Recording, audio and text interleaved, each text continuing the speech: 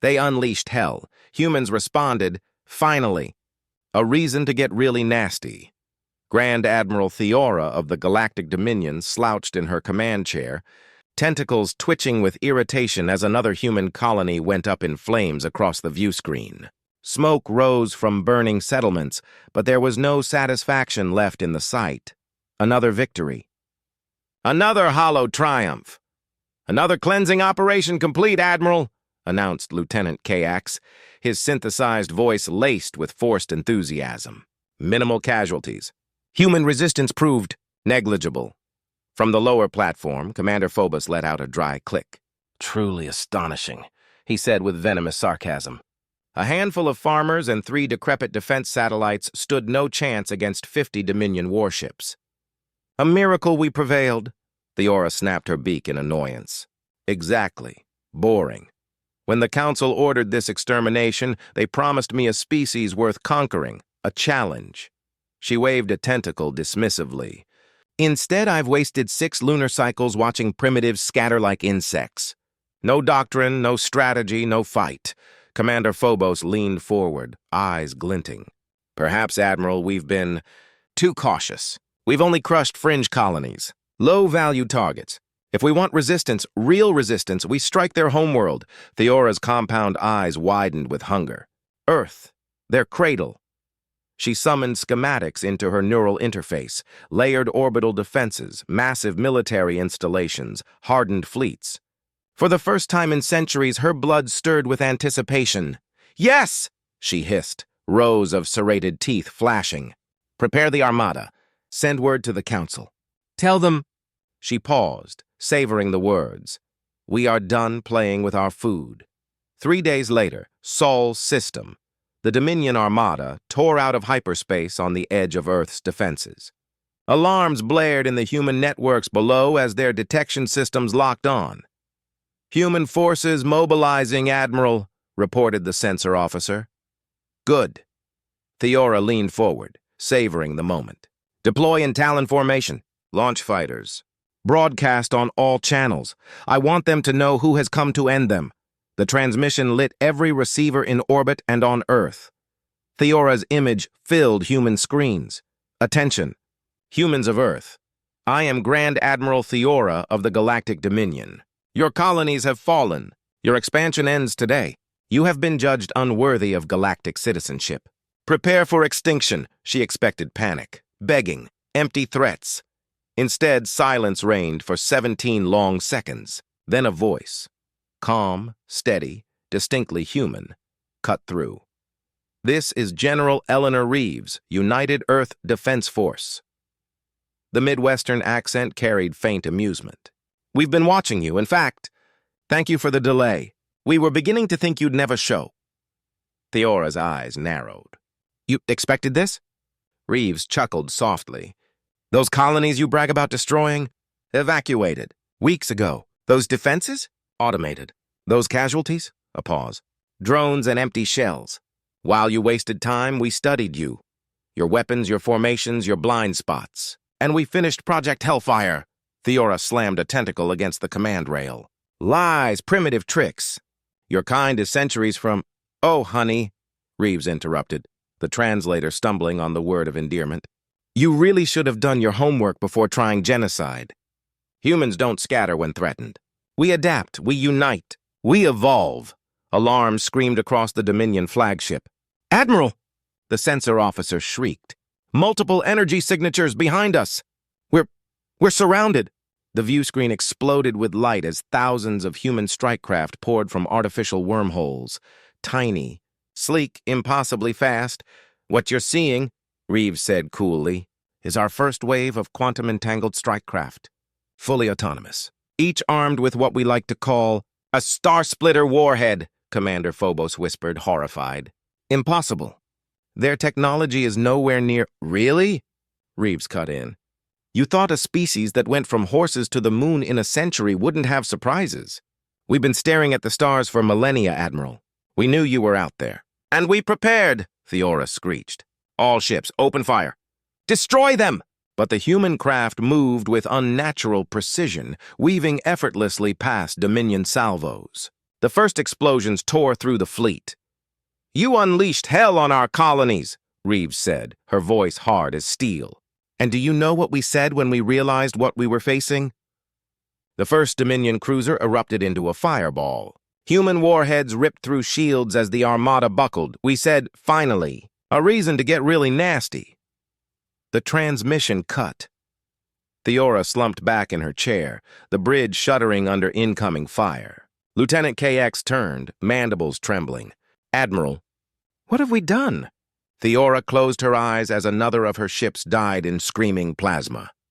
"We made a mistake, Lieutenant. We assumed humans were prey." Her words were drowned by the roaring collapse of her fleet. The Battle of Earth lasted 47 minutes.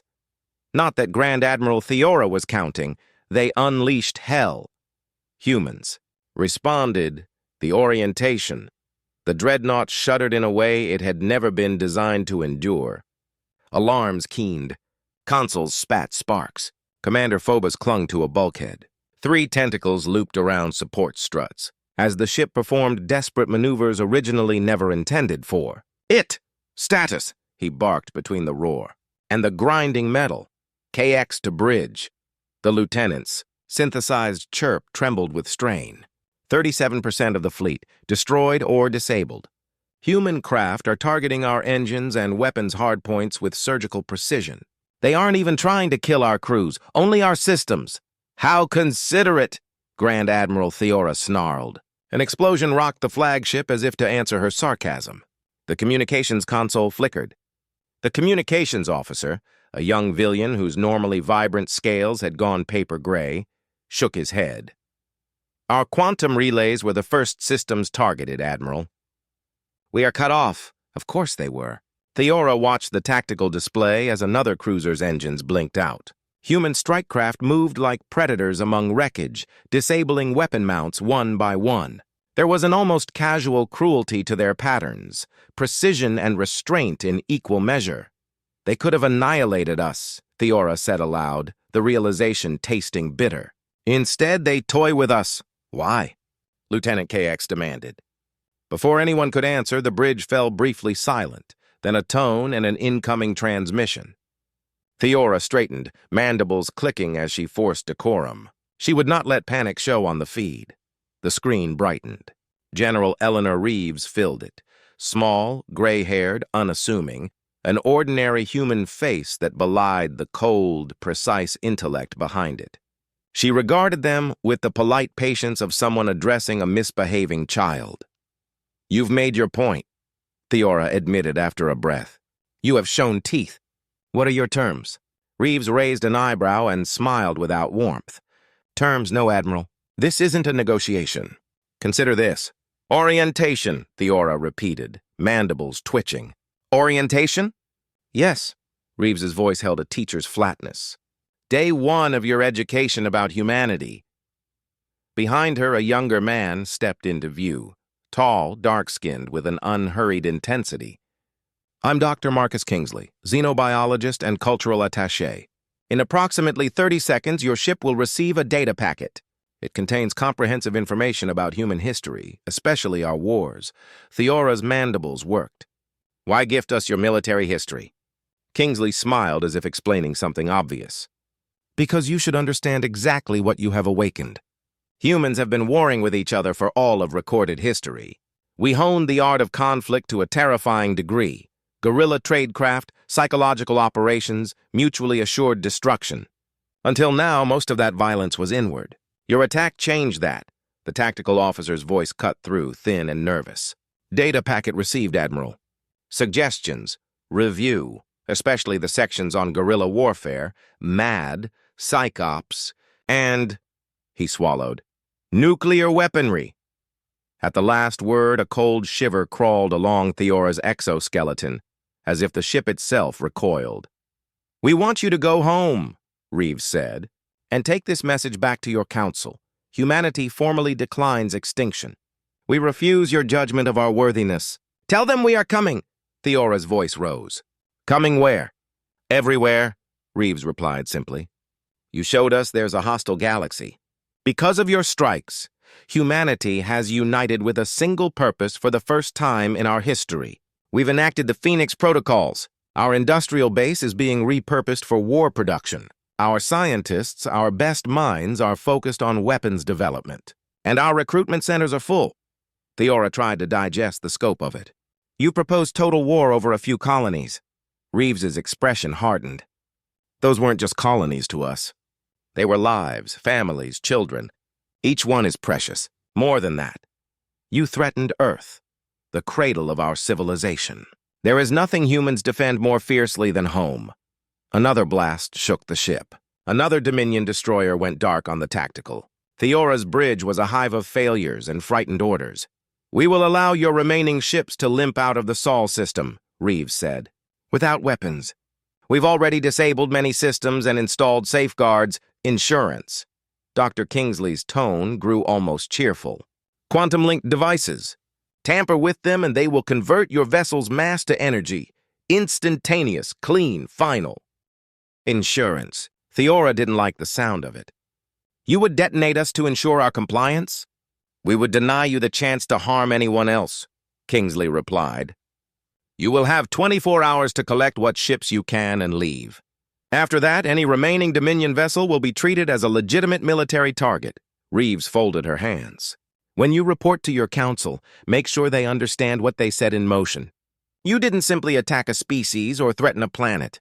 You gave humanity a reason to look outward, with our particular brand of creativity. That brand, Kingsley added, is especially effective when applied to survival, the transmission cut. Theora stared at the stars, the warning unspooling inside her like a slow, lethal machinery. Around her, the bridge crews fought failing consoles and mounting losses. We made an error, she admitted, voice low. We assumed humans were prey. A new, more dangerous silence settled over the flagship, one charged with a knowledge that their enemy would not merely survive. They would change. And when they did, the galaxy would not be ready. The dreadnought groaned as systems failed in ways its designers never intended. Commander Phobos braced himself against a console. 3 tentacles wrapped tight around support struts as the hull convulsed from another direct hit. Status, Theora demanded. Voice low and steady though the ship shook around them. Phobos's display flickered. Admiral, 37% of our fleet is destroyed or disabled. Human strike craft are surgically targeting engines and weapons hardpoints. They're not aiming to kill crews, only to cripple systems. Theora's mandibles clicked with something close to incredulity. An explosion rattled the deck. The communications officer, a young villain whose vibrant scales had faded to sickly gray, shook his head. Our quantum relays were the first systems hit. We're cut off, Admiral. Of course they were. The tactical hollows showed one cruiser after another losing thrust, drifting like carcasses in a dark sea. Human fighters swarmed with predator-like patience, disabling weapons in sequence rather than wasting effort on wholesale slaughter. The precision was unnerving. They could have wiped us out in the first hour, Theora said aloud. Instead, they toy with us. A tone announced a transmission. Theora straightened, forcing calm. Decorum mattered, even in retreat. The screen bloomed with an ordinary human face, General Eleanor Reeves, gray-haired, unassuming, unexpectedly composed. You've made your point, Theora said. You have teeth. What are your terms? Reeves's smile had no warmth. Terms? No! This is orientation! Behind her, a younger man stepped forward, calm and earnest. I'm Dr. Marcus Kingsley, xenobiologist. In 30 seconds, you'll receive a data packet. It contains human history, particularly our wars. Theora's exoskeleton prickled. Why hand us your military history? Because you should understand exactly what you awakened, Kingsley said. Humans have honed the art of war against themselves for millennia. Guerrilla tradecraft, psychological operations, mutually assured destruction. Tools we perfected while most violence stayed inward. Your attack changed that. The tactical officer's voice trembled. Data packet received, Admiral.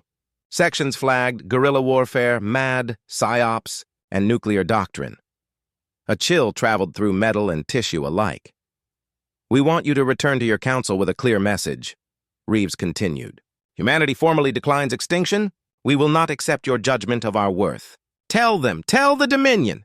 We are coming, Theora barked. Coming where? Everywhere, Reeves answered. Your assault unified us. The Phoenix protocols are active. Industrial lines converted to military production, scientific resources focused on weapons, populations mobilized on an unprecedented scale. Recruitment centers are overflowing. Theora struggled to parse the scope. Total war over a few colonies? Reeves's gaze hardened. Those colonies were lives, families, children. You struck Earth's threshold. There's nothing we protect more fiercely than home. Another concussive blast cut across the ship. The tactical display showed another destroyer dead in space. We will allow your remaining vessels to leave Sol unarmed, Reeves said. We've disabled weapon systems and installed safeguards, quantum-linked devices. Tamper with them and your ship's mass will be converted to energy, instant and final. Insurance, Kingsley added, almost cheerfully. The word hung in Theora's mind as she watched the stars streak by during the fleet's withdrawal. We assumed they were prey, she whispered. We poked a sleeping predator. 23 hours after the crippled armada limped away, Theora could not sleep. Her quarters glowed with footage she shouldn't have needed to see. Archives of human wars, the siege of Stalingrad, flashes of nuclear doctrine, dossiers on bioweapons and asymmetric campaigns. Humans had perfected cruelty and invention in equal measure. Now, Theora realized with a hollow stomach, that capacity was turned outward. Lieutenant KX entered after several unanswered chimes. Admiral, Sewell cleared, your presence is requested on the bridge for the hyperspace jump. Theora didn't look away from the screen. Do you know what I've learned, Lieutenant? She asked, voice flat. No, Admiral. That we may have committed the greatest strategic error in Dominion history. She finally faced him. We didn't attack primitives. We attacked a species that perfected the art of war against itself for millennia. A species that built weapons capable of obliterating their biosphere before mastering reliable spaceflight. The Council has no idea what's coming. KX's antenna drooped. What will you tell them? Theora straightened her uniform as if it were armor. The truth. We poked a slumbering predator and gave it reason to wake, hungry, organized, and furious. We must prepare. If the humans mean what they said, the galaxy we knew is about to change. She walked to the bridge, feeling Reeves's final words replay in her head. You unleashed hell on us. Now we'll show you what that means. 6 months later, Theora stood before the High Council. Her once ornate admiral's uniform was missing several commendation medals. Bearing catastrophic news had not aided her career. Let me be clear, Counselor Rath said, contempt etched in his ancient features. You propose we sue for peace with a species that attacked our fleet? Theora suppressed a weary sigh. This was the third time she'd had to correct the same misconception.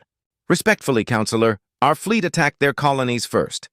Their response was defensive in effect, though we framed it preemptively. They permitted us to destroy apparently uninhabited outposts while they studied our capabilities. Then, within an hour, they disabled, not destroyed, 53 capital ships with technologies previously unknown to us. Silence filled the chamber. Counselor Morva, the eldest and most measured of the dozen, leaned forward. You mentioned Phoenix protocols in your report. Explain. Theora accessed her neural interface and projected the intelligence she'd spent months compiling. The Phoenix protocols are a total societal conversion to wartime footing. Industrial sectors are repurposed for armaments. Scientific institutions are tasked exclusively with weapons development. Entire populations are mobilized. The declared objective, based on intercepted communications and policy action, is unchecked expansion and the neutralization of any perceived existential threat. In short, total war capability and the intent to use it, Rath scoffed. Preposterous. Even with these surprises, they're a single species from one world. The Dominion spans 3,000 systems. We are the larger, more formidable target. Size is not the only metric, Theora snapped. I spent 6 months studying their history. It's an unbroken chain of conflict interrupted only by brief lulls used to prepare for the next war. They are adaptive, ruthless in exploiting weaknesses, masterful at deception, and comfortable using asymmetric tactics others consider dishonorable. Their technological leaps have historically been sudden and disruptive. They do not fight by our doctrines. They redefine the battlefield. A hand rose in the chamber. If they're so dangerous, Counselor Vex asked, why no incursions into Dominion space since your withdrawal? Theora had anticipated that. Because they're following a historical strategy. Speak softly and carry a very large stick. They are consolidating, building forces, refining technologies, organizing political will. They prepare quietly, then they strike decisively. The counselors exchanged looks, skepticism, simmering worry, and for the first time, a faint trace of fear. Admiral, Morva said slowly, if what you assert is true, what do you propose? Theora's answer was as cold and unambiguous as a battle plan. We fortify. We mobilize our own industries. We revise doctrine for asymmetry and deception. And we stop treating this as containment. This is a turning point. The Dominion either adapts now, or we die slow and surprising deaths across 1,000 systems. Outside the chamber, the galaxy continued its mechanical orbit as if unaware of the tectonic shift beneath the surface. Inside, men and aliens argued over strategy and hubris. Theora left the council hall knowing one immutable fact. The Dominion had poked something it could not easily put back to sleep, and when that thing moved, everything would be remade. The declaration of war. The council chamber fell into stunned silence as Admiral Vora delivered her final words. Though granted limited authority to prepare defenses, she knew the council's arrogance would doom them. 3 months later, aboard her new flagship stationed at the edge of Dominion space, Vora received the transmission she had both expected and dreaded. Admiral, said Lieutenant Meyer, her new communications officer, antennae trembling. Message incoming, every channel, every frequency. It's broadcasting across the entire Dominion. Put it through, Vora ordered, already bracing herself. The view screen came alive, revealing General Eleanor Reeves of the United Earth Defense Force. She sat at a modest desk, Earth visible through the wide window behind her, a carefully chosen setting, deceptively casual. Her tone, however, carried the weight of inevitability. Greetings to the leadership and citizens of the Galactic Dominion, Reeves began, her voice calm yet commanding.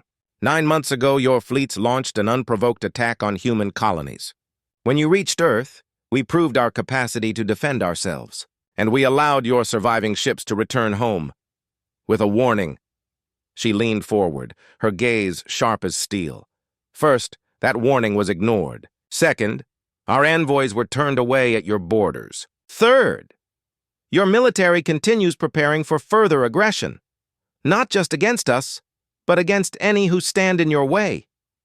On the bridge, Commander Talon muttered under his breath. No posturing, no empty threats, just facts, Reeves continued without pause. As of 800 hours Earth Standard Time, humanity and our allied species formally declare a state of war against the Galactic Dominion. This decision was not made lightly. We sought peace. You chose otherwise. The camera widened to reveal a vast tactical display. Dominion space glowed red, its military strongholds and supply hubs marked with surgical precision.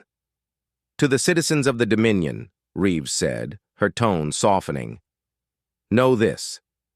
Our quarrel is not with you. We will not target civilians. We will accept surrender. We will honor the rights of prisoners. But to your council and military command, your time is over. You have 24 hours to surrender unconditionally. After that, her eyes locked on the camera, cold fire blazing in them. We are coming for you. And unlike your failed campaign against us, we will not be stopped. The transmission ended. Silence choked the bridge for long moments. It's a bluff, Lieutenant Meyer whispered almost desperately. They can't possibly... Alarms cut him off. Sirens wailed. The sensor officer's voice rose in panic. Spatial distortions! Thousands! Across the entire perimeter! Vora strode to the tactical display, her mandibles tightening as glowing icons appeared. Human warships, far larger and more advanced than anything they'd shown before. They poured through artificial wormholes that spanned hundreds of light years, an impossible feat by Dominion standards. That isn't possible, Commander Talon breathed, horror etched in every syllable. No species has ever achieved stable wormhole networks on this scale. Vora's gaze never left the display.